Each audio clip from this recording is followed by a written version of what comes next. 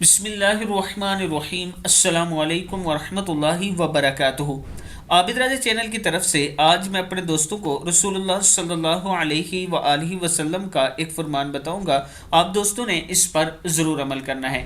آسمان کی طرف انگلی اٹھا کر دعا کرنا۔ حضرت ابو ہریرہ رضی اللہ تعالیٰ عنہ فرماتے ہیں کہ رسول اللہ صلی اللہ علیہ وآلہ وسلم جب سفر کے لیے اپنی سواری پر سوار ہوتے تو اپنی انگلی سے آسمان کی طرف اشارہ کر کے فرماتے: اللہم انت الصاحب فی السفر والخلیفۃ فی الاہل، اللہم اصحبنا بنصحک وقلبنا بذمت، اللہم ازو لنا الارض وہون علینا السفر، اللہم انی اعوذ بک من وعثاء السفر وکابۃ المنقلب۔